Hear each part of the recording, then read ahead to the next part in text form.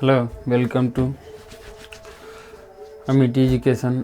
आज हम लोग फर्स्ट क्लास लेंगे AEMT का, और आज से आपको प्रत्येक दिन 8 बजे से लेकर 8:30, पौने 9 बजे तक लास्ट आधे से 1 घंटे का लगभग क्लास चलेगा। और ये क्लास जो भी बच्चे AEMT के फॉर्म भरे हैं उन सभी बच्चों के लिए बहुत ही महत्वपूर्ण होगा। वैसे सारे बच्चे जो फॉर्म भरे हैं वो आज से कंटिन्यूस हमारी वीडियो को देखेंगे और उनके व्हाट्सएप नंबर पे 8 बजे उनको एक लिंक भेजा जाएगा जो पर डे क्लास का एक लिंक होगा, और इसी लिंक से आप सारे वीडियो पर डे देख सकते हैं। हर रोज़ आपको 8 बजे एक लिंक मिलेगा, उसको क्लिक करना और वहाँ से वीडियो देखना। यूट्यूब पे बहुत सारे वीडियो हैं हमारे, ठीक है, तो सारे वीडियो देखना अनिवार्य नहीं है इस एग्ज़ाम के लेकर। इस एग्ज़ाम के लिए जो भी वीडियो होगा वो प्रत्येक दिन डेट के साथ डाला जाएगा। AEMT 2022 और डेट होगा 1 मार्च 2022। सेकेंड वीडियो डलाएगा तो 2 मार्च 2022। तो डेट वाइज जो वीडियो होगा वहीं से आप यूट्यूब से डायरेक्ट जाकर खोज कर भी देख सकते हैं। तो आज हम लोग स्टार्ट कर रहे हैं मैथ। तो संख्या और संख्या पद्धति देखेंगे, नंबर एंड नंबर सिस्टम। तो इसमें हम लोग देखते हैं फर्स्ट में कि अंक क्या होता है, ठीक है। अंक के बारे में हम लोग जानेंगे। तो टोटल अंक की संख्या होती है 10। तो कौन कौन से होता है, अंक कहाँ से शुरू होता है? तो अंक शुरू होता है 0 से 1 2 3 4 5 6 7 8 और 9। टोटल अंक यानी हम कह सकते हैं कुल अंक कितने होते हैं। तो इसका आंसर हो जाएगा कुल अंक कितने होते हैं, काउंट कीजिए यहाँ से लेकर यहाँ तक। 9 तो है ही, एक 0 आ जाएगा, कितना हो जाएगा 10। तो अगला अगर हम देखें क्वेश्चन, तो क्या क्वेश्चन बनेगा इससे? तो क्वेश्चन बनेगा सबसे छोटी अंक क्या होगा। सबसे छोटा अंक क्या होगा? तो सबसे छोटा अंक इसमें कितना दिखाई दे रहा है, ये आंसर हो जाएगा आपका कितना, 0। एक और क्वेश्चन आपके लिए बनेगा, वो क्वेश्चन होगा क्या उसको देखते हैं। तो एक क्वेश्चन होगा सबसे बड़ी अंक, सबसे बड़ा अंक क्या होगा। तो इसमें सबसे बड़ा अंक जो है, ठीक है, वो कितना दिखाई दे रहा है, 9। तो इसका आंसर में जो लिखेंगे हम डायरेक्टली क्या लिखेंगे हम लोग, 9। तो हमने देखा कि अंक क्या है, तो अंक 0 से लेकर 9 तक होता है। कुल अंक कितने होते हैं, तो कुल अंक 10 होता है। इसमें सबसे छोटा अंक क्या होता है, 0। सबसे बड़ा अंक क्या होता है, 9। तो आपको एग्जाम में भी इसी प्रकार से क्वेश्चन रहेंगे, ऑप्शन में ये सारे में से एक होगा, ठीक है। मान ले जैसे देखते हैं एक, जैसे कि यहाँ पे दिया हुआ कुल अंक कितने होते हैं, तो ऑप्शन में होगा A में 0, B में 8, C में 9 और D में 10। तो इस प्रकार से आपको मिलेगा, ठीक है। ये हो गया आपके लिए प्रश्न और ये हो गया आंसर शीट का ऑप्शन। इसमें से जो सही होगा, आपको एक पिछले वीडियो में भी बताए थे कि आंसर शीट जो होगा 1 2 3 करके होगा, और आंसर शीट में मान लो A है, B है, C है और D है। इसमें भी होगा A B C D, ठीक है। इस तरह से करते करते कहाँ तक होगा, इस तरह से, तो ये होगा 100 तक। कहाँ तक होगा, 100 तक होगा। डॉट डॉट करते करते 100 ऑप्शन होंगे। मैथ का 50 ही होगा क्वेश्चन, 25 जीके का होगा और 25 साइंस का होगा। तो 100 तक इसी तरह से आपको रहेगा। उस 100 में आपको जैसे इसका आंसर हुआ D, क्वेश्चन नंबर 2 है, तो क्वेश्चन नंबर 2 का D जो होगा उसको ऐसे ऐसे क्या करना, पेन से आपको रंग देना है।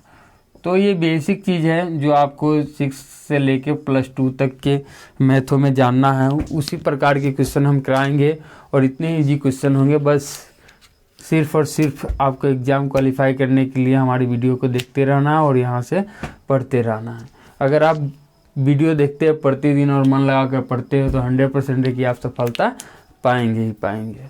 ठीक है, तो नेक्स्ट हम लोग देखेंगे प्राकृत संख्या को।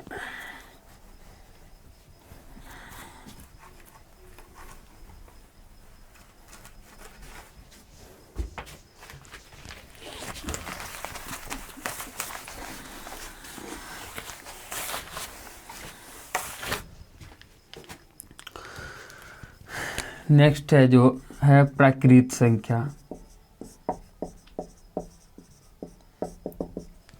तो प्राकृत संख्या कहाँ से शुरू होता है उसको देखेंगे। तो प्राकृत संख्या गिनती की संख्या को कहते हैं। ये 1 से शुरू होता है और ये इनफाइनाइट तक जाता है। कहाँ से शुरू होता है?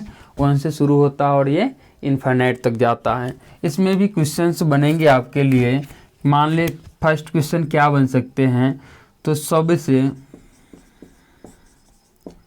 छोटी प्राकृत संख्या होती है, ऐसे ही क्वेश्चन बनेंगे भाई। तो सबसे छोटी प्राकृत संख्या होती है, तो देखो सबसे छोटा क्या है इसमें? 1 है, तो आंसर में क्या हो जाएगा? 1। तो इसी तरह से क्वेश्चन बनेंगे कि सबसे सेकेंड क्वेश्चन क्या बनेंगे कि सबसे बड़ी प्राकृत संख्या होती है। ऑप्शन में ही मिलेंगे, किस तरह से उसको दिखाते हैं हम। तो ऑप्शन में इस तरह से भी हो सकता है कि ए में 8, बी में 9, सी में 100 और डी में आपको होंगे इनमें से कोई नहीं। तो इस प्रकार से क्वेश्चन बनेंगे, क्योंकि सबसे बड़ी संख्या इसमें होती नहीं है, क्योंकि ये इनफाइनाइट तक जाता है। सबसे बड़ी संख्या काउंट करना संभव नहीं है। तो फिर क्वेश्चन तो बन सकता है कि सबसे बड़ी प्राकृत संख्या होती है, पूछ दिया, तो इसमें से कोई नहीं है। डी वाला ऑप्शन होगा तो डी वाला ऑप्शन को आपको टिक कर देना है। तो इस तरह से क्वेश्चन आपका बनेगा। ठीक है, कल से डायरेक्टली सारे सिस्टम को पढ़ाया जाएगा और क्वेश्चन की प्रक्रिया बता दी कि क्वेश्चन किस तरह से आपको दिखाई देगा। ठीक है, तो नेक्स्ट देखते हैं हम लोग पूर्ण संख्या। ठीक है, तो नेक्स्ट देखते हैं हम लोग पूर्ण संख्या। तो पूर्ण संख्या के लिए ध्यान से देखो, यहाँ पे हमने इसको कर दिया पूर्ण संख्या। क्या है? पूर्ण संख्या। तो पूर्ण संख्या में क्या होता है कि गिनती की संख्या को ही हम लोग बोलते हैं पूर्ण संख्या। कब? जब उसमें 0 लग जाता है तब, यानी 0 से शुरू होता है पूर्ण संख्या। तो सेम कंडीशन है, सबसे छोटी प्राकृतिक संख्या के जगह हमने कर दिया पूर्ण संख्या। ठीक है, तो सबसे छोटी पूर्ण संख्या कितनी दिखाई दे रही है?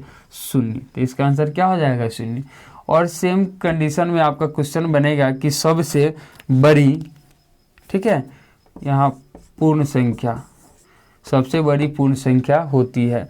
तो सेम कंडीशन इसी तरह का क्वेश्चन होगा, कुछ कुछ दिया होगा, एक होगा इनमें से कोई नहीं। क्यों नहीं होगा कोई नहीं? क्योंकि पूर्ण संख्या में भी सबसे बड़ी संख्या किसी को आज तक पता नहीं है। काउंटिंग नंबर होता है तो आगे इनफाइनाइट तक जाता है। ठीक है, तो इसी तरह से क्वेश्चन बनेंगे। हो सकता है इनमें से कोई नहीं के जगह पे क्या हो? इनफाइनाइट का सिंबल हो, तो फिर भी आंसर क्या होगा? डी होगा। ठीक है, तो आप समझ रहे हैं आप लोग। तो अगला हम लोग देखेंगे सम संख्या। तो अगला जो होगा वो होगा सम संख्या। ठीक है,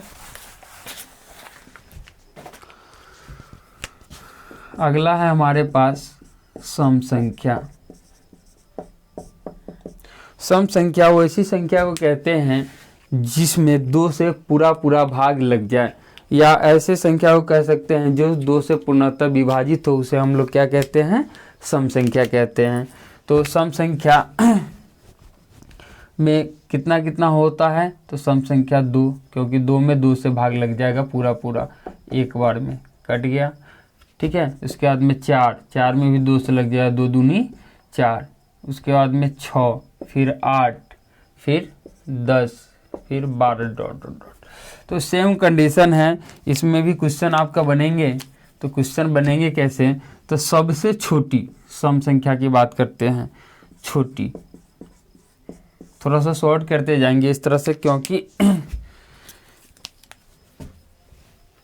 देखिए यहाँ पे तो सम संख्या, छोटी सम संख्या सबसे छोटी सम संख्या की बात करें तो सबसे छोटी सम संख्या कितना दिखाई दे रहा है आपको? 2 दिखाई दे रहा है। कितना दिखाई दे रहा है? 2। तो एक क्वेश्चन होगा कि सबसे छोटी सम संख्या क्या होती है, तो क्या लिखेंगे? 2। और क्वेश्चन होगा कि सबसे बड़ी सम संख्या क्या होती है, तो क्या लिखेंगे? इनफाइनाइट। सबसे बड़ी, ठीक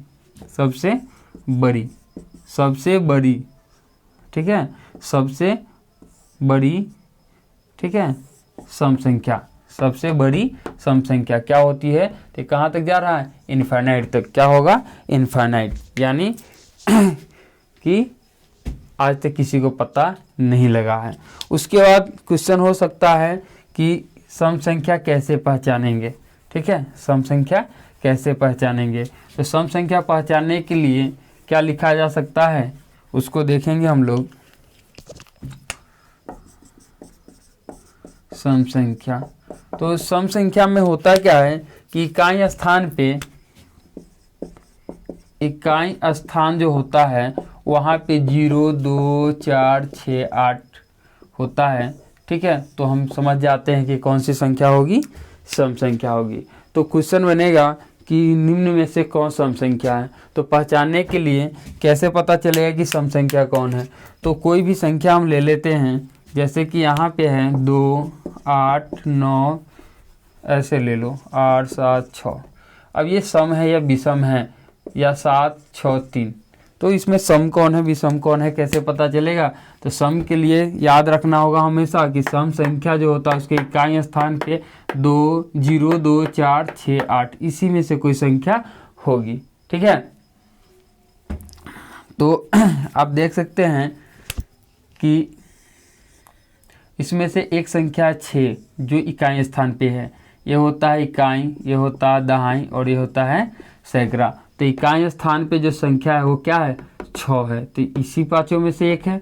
तो जब इकाई स्थान पे 0, 2, 4, 6, 8 में से कोई संख्या होता है तो इसे कौन संख्या कहते हैं हम लोग? सम संख्या कहते हैं। कौन सी संख्या कहते हैं हम लोग? सम संख्या कहते हैं। एक क्वेश्चन बनेगा आपके लिए कि टोटल कितने संख्या है जिसको इकाई स्थान पे रखा जाए तो संख्याएं सम होगी, ठीक है। कुल कितने संख्या है जिसे इकाई स्थान पर रखने पर संख्याएं सम संख्या बनेगी। तो देख लो भाई, इसका आंसर होगा 5। इसका आंसर कितना होगा? इसका आंसर हो जाएगा 5। देख लो, टोटल 5 ही संख्या है जिसको हम किसी भी संख्या के इकाई स्थान पे रख दें तो संख्या क्या हो जाएगी? सम संख्या। तो देखो कैसे, तो यहाँ पे हम लोग देख रहे हैं कि यहाँ पे अगर कुछ रख दे, ये प्लेस खाली है, इसमें से कोई यही 5 गो संख्या है, इसमें से 0 रख दे तो सम संख्या हो जाएगी। आपको पता है कि यही संख्या जिसको इकाई स्थान पे रख दे, ये हो गया इकाई, ये हो गया दहाई, ये हो गया सैकड़ा और ये हो गया हजार। तो इकाई स्थान पे हमने 0 रख दिया, सम संख्या हो गया। इकाई स्थान पे हमने 2 रख दिया, सम संख्या हो गया। इकाई स्थान पे हमने 4 रख दिया, ये टोटल सम संख्या हो गया। इकाई स्थान पे हमने 6 रख दिया तो ये टोटल सम संख्या हो गया। इकाई स्थान पे 8 रख दिया तो ये टोटल क्या हो गया? सम संख्या हो गया। तो पूछा जा सकता है ऐसा हमारे द्वारा क्वेश्चन कि कितनी संख्याएं हैं जिनको इकाई स्थान पे रखने पे किसी भी संख्याओं को सम संख्या में बदल देती है। तो वो संख्या कितनी है? 5 है। कौन कौन संख्या है? तो 0, 2, 4, 6 और 8 है, ठीक है। तो आगे हम लोग देखेंगे विषम संख्या, ठीक है। तो आगे हम लोग देखेंगे विषम संख्या, जानेंगे विषम संख्या क्या होता है। तो विषम संख्या वह संख्या होता है जो 2 से पूर्णतः विभाजित ना हो। विषम संख्या वह संख्या होता है जो 2 से पूर्णतः विभाजित ना हो। विषम संख्या, ठीक है। तो विषम संख्या वह संख्या होता है जो 2 से पूर्णतः विभाजित न हो, यानी 2 से इसमें पूरा भाग नहीं लगेगा। जिस संख्या में भी 2 से पूरा पूरा भाग नहीं लगेगा उस संख्या को हम लोग क्या कहते हैं, विषम संख्या कहते हैं। ठीक है, तो हम लोग देखते हैं कौन कौन हो सकता है। तो ये 1 होता है और 3 होता है और 5 होता है और 7 होता है और 9 होता है, 11 होता है, डॉट डॉट डॉट। तो इसमें भी क्वेश्चन बनेंगे कैसे, तो उसको देखा जाए तो हमने कहा सबसे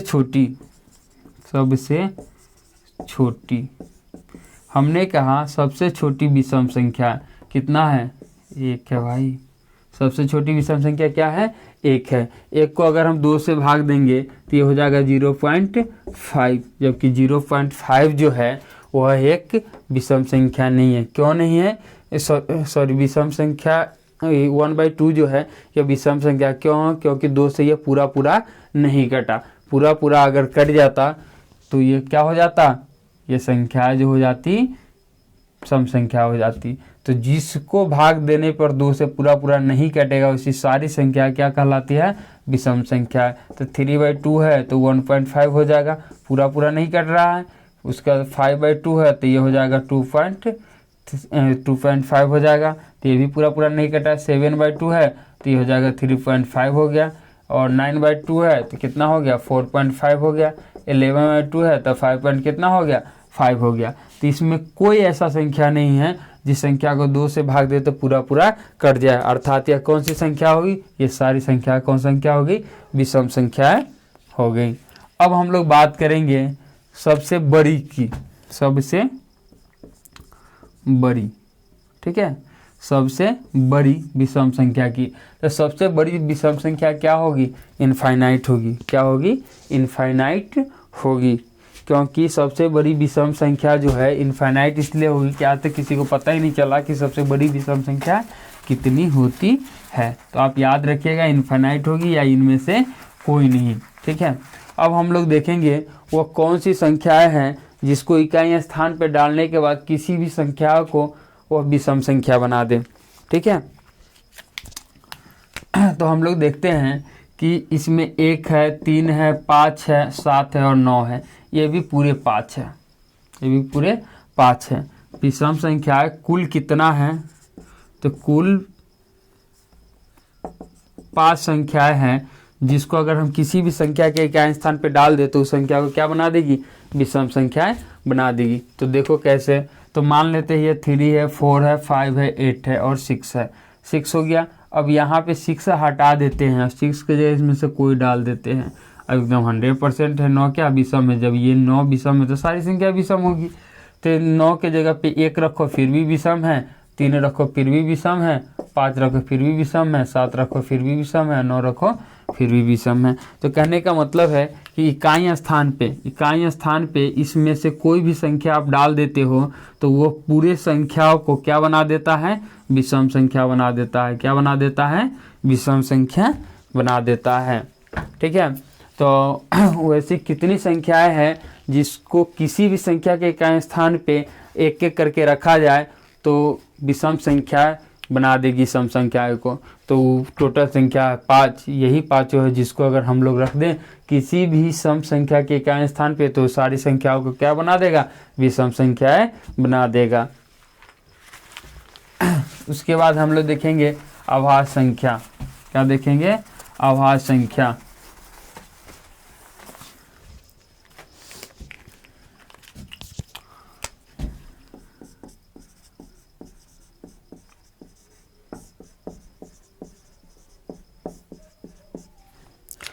अगला टॉपिक है हमारे पास अभाज्य संख्या। तो अभाज्य संख्या किसे कहते हैं, ठीक है। तो अभाज्य संख्या का नाम ही होता है असंयुक्त या रूढ़ संख्या भी कहते हैं। इसी का नाम है असंयुक्त और इसी का नाम है रूढ़ संख्या। ठीक है, इसमें भी बहुत बच्चे कंफ्यूज रहते हैं। तो हम लोग देखेंगे अभाज्य संख्या कहे तब या असंयुक्त संख्या कहे तब या रूढ़ संख्या कहे तब, ये तीनों संख्याएं एक ही होती है। जैसे एक बच्चे को घर का नाम कुछ और रहता है, स्कूल का नाम कुछ और रहता है, दोस्तों ने कुछ और नाम रख दिया तो ये इस तरह के जो भी नाम होते हैं 2 3 4 5 हो जाते हैं। उसी तरह से मैथ में बहुत ऐसे नाम है जिसको 2 3 नाम से हम लोग जानते हैं। उसी तरह से एक नाम है अभाज्य संख्या का, जिसको हम लोग अभाज्य संख्या के रूप में अधिक जानते हैं। हम लोग का जो इन्वायरमेंट है, एरिया है, यहाँ ज़्यादा करके अभाज्य संख्या के रूप में इनको क्या कहते हैं, पुकारा जाता है। इसलिए अभाज्य संख्या सब समझते हैं। असंयुक्त कह दिया जाए तो बहुत सारे बच्चे नहीं समझ पाते, क्योंकि यह हमेशा उपयोग में किसी भी टीचर के द्वारा नहीं लाया जाता, कभी कभी उपयोग में लाया जाता है। तो हम लोग जो देख रहे हैं, क्या देख रहे हैं, अभाज्य संख्या, उसी का नाम है असंयुक्त संख्या, उसी का नाम है रूट संख्या। तो अभाज्य संख्या का परिभाषा आप लोग जानते हुए कि अभाज्य संख्या कहते किसको है। तो वैसी संख्या जो स्वयं से कटे और एक से कटे, उसको हम लोग कहते हैं अभाज्य संख्या। या वैसी संख्या जिसका गुणनखंड केवल 2 हो, उसको हम लोग बोलते हैं अभाज्य संख्या। तो हम लोग देखते हैं अभाज्य संख्या कौन कौन सा हो सकता है। तो अभाज्य संख्या हो सकता है 2, क्योंकि 2 का गुणनखंड 2 ही होगा, 1 और 2। तो वैसी संख्या जिसका गुणनखंड केवल 2 हो, उसको हम लोग क्या कहते हैं, अभाज्य संख्या। या वैसी संख्या जो 1 से कटे और 2 से कटे।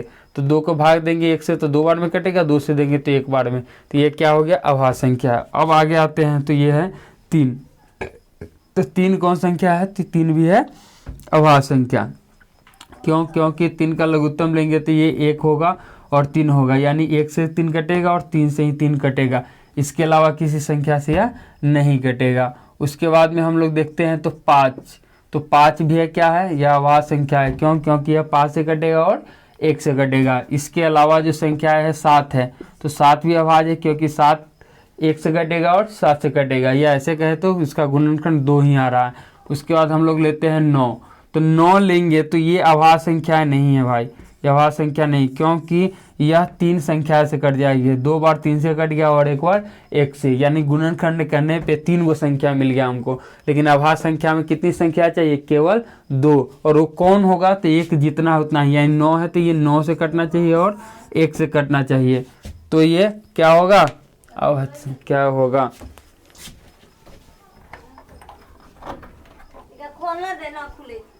धक्का मारना,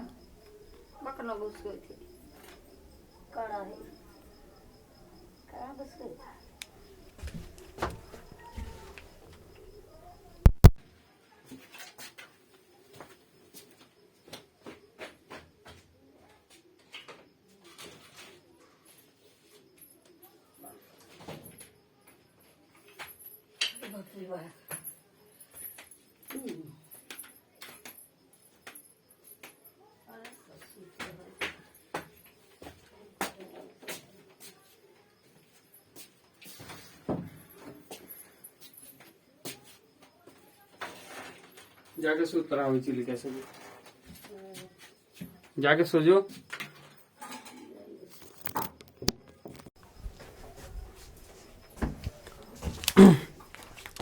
तो हमने देखा कि 9 क्या है, तो 9 अभाज्य संख्या नहीं है, यह है कि भाज्य संख्या।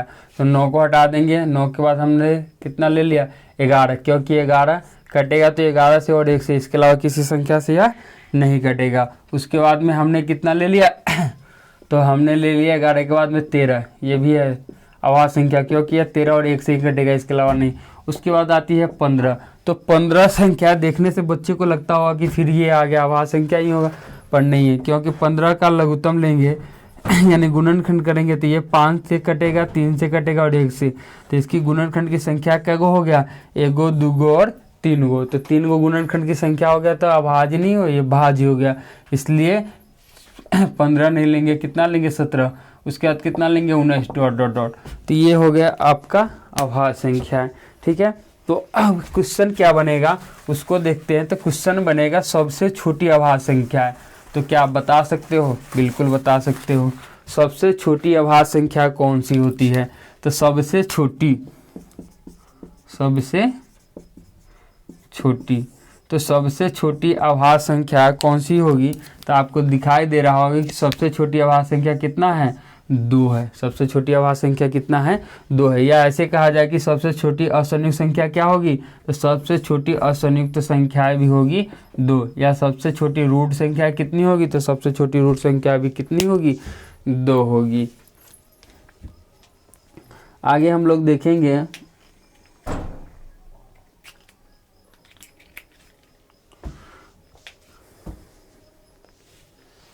एक से 100 तक के बीच में 25 अभाज्य संख्याएं होती है। ठीक है, आगे हम लोग देखेंगे कि 1 से क्वेश्चन बनेगा ऐसा आपके लिए कि 1 से क्वेश्चन पूछा जाए कि 1 से 100 के बीच कितनी अभाज्य संख्याएं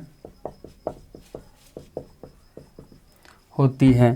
तो 1 से 100 के बीच कुल 25 अभाज्य संख्या होती है।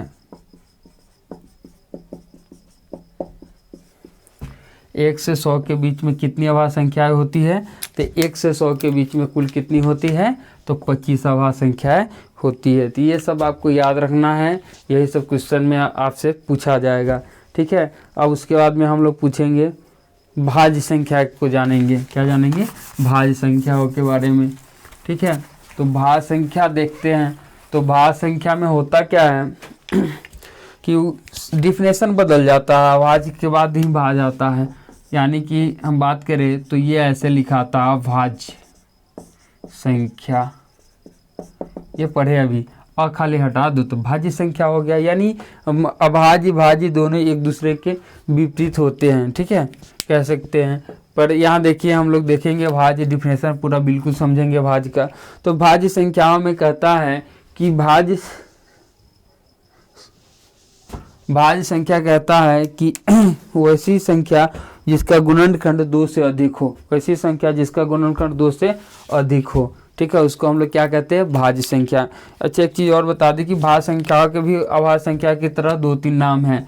तो भाज्य संख्याओं को वो था असंयुक्त, और इसको कहते हैं संयुक्त संख्या, बस इतना ही अंतर है। ठीक है, उसके बाद रूट था, इसको कहते हैं हम लोग यौगिक संख्या। क्या कहते हैं? यौगिक संख्या। तो इसका भी 3 नाम है, जिस तरह से अभाज्य संख्याओं का 3 नाम था। ठीक है, तो हम लोग देखेंगे कि भाज्य संख्या किसे कहते हैं। तो भाज्य संख्या वैसी संख्या जिसका गुणनखंड जो हो 2 से अधिक हो। गुणनखंड कितना हो? 2 से अधिक हो। जैसे हम बात करें तो 3, 1, 2, 3, 4 की बात करें तो इसकी तो 1 ही है, इसका तो 2 ही है, इसका 2 है, इसका कर लो तो 2 दूनी 4, देखो 2 से ज़्यादा हुआ, 1 गो 2 गो 3 गो। दिखाई दे रहा है कि नहीं दे रहा? चलो रेड पे चला देते हैं। 1 गो 2 यहाँ है, 4 को काटे हैं, 2 यहाँ है और 1 यहाँ है, तो क्या गो हुआ? 3 गो। तो 2 से अधिक संख्याएं गुणनखंड करने पे जिस संख्या के आ जाए, ठीक है, उसको हम लोग क्या कहते हैं? तो उसे कहते हैं हम लोग भाज्य संख्या। क्या कहते हैं? भाज्य संख्या। तो भाज्य संख्या कितनी होगी? 4 हो गए। 5 होगा? नहीं होगा, क्योंकि 5 के गुणनखंड के कितना होता है? 2 गो होता है। 5 से कटेगा और 1 से कटेगा, 2 गो हो जाएगा भाज्य, 2 से ज़्यादा होगा भाज्य। तो ये तो हो गया 4, 4 के बाद कितना हो गया? 5, जो कि 5 अभाज्य है। तो 6 ले लेते हैं, 6 हो जाएगा भाज्य। देखो दिखाते कि क्यों है, क्योंकि 2 तिहाई 6, 3 से कटेगा तो क्या गो हो गया? 1 गो 2 गो 3 गो हो गया, तो 6 होगा। 7 नहीं होगा, क्योंकि 7 भाज्य है, अभाज्य है। 7 क्या है? अभाज्य, क्योंकि इसका गुणनखंड 2 आ रहा है। 8 होगा, क्योंकि 8 को हम लोग देखेंगे 4, 2 से 2 से क्या गो हो गया? इसका गुणनखंड 4 गो हो गया, तो 8 होगा। 9 होगा, क्योंकि 9 के गुणनखंड 3 गो होता है, बताए थे अभी। 9 भी होगा। 9 कौन संख्या है? तो 9 भाज्य संख्या है, 1 गो 2 गो 3 गो। उसके बाद में 10 होगा, फिर 11 नहीं होगा, 12 होगा, 13 नहीं होगा, 14 होगा, डॉट डॉट कर दीजिए। तो पता चला हमें कि सब संख्याएं जो है भाज्य संख्या है। ये सारी संख्याएं क्या है? भाज्य संख्याएं हैं। तो क्वेश्चन क्या बनेगा? तो क्वेश्चन ये बनेगा कि सबसे छोटी भाज्य संख्याएं कितनी होती है? 4 होता है भाई। सबसे छोटी भाज्य संख्या कितनी होती है? 4 होती है। सबसे बड़ी भाज्य संख्या कितनी होगी? तो इनफाइनाइट होगी। ये तो इनफाइनाइट तक जाएगा ना, तो सबसे बड़ी भाज्य संख्या कितनी होगी? तो ये हो जाएगा इनफाइनाइट हो जाएगा। ठीक है, तो आज के लिए इतना ही। इसमें से लगभग 10 क्वेश्चन हम ऑब्जेक्टिव निकाल के बना सकते हैं और आप लोग जो पढ़े हैं आज के क्लास, इसको बढ़िया से वीडियो देख सकते हैं, डाउनलोड करके भी यूट्यूब से 2 बार 4 बार 5 बार देख सकते हैं। ठीक है, तो इसके लिए आपको करना क्या है कि मेरे यूट्यूब चैनल को सब्सक्राइब और लाइक कर लेना है। ठीक है, और ज़्यादा दिन की बात नहीं है, 1 मार्च से लेकर आपको 5 अप्रैल तक ही पढ़ाया जाएगा। बस 1 महीने मेहनत कीजिए और रिजल्ट दीजिए और अपने पेरेंट्स को खुशियाँ दीजिए, उनको दिखाइए कि हाँ हम मेहनत कर रहे हैं, पढ़ रहे हैं। ठीक है, क्योंकि ये फॉर्म जिनके भी बच्चे भरे हैं, गार्जियन भी भरवाए हैं बहुत सारे बच्चों का। तो आज की क्लास इतना ही, धन्यवाद।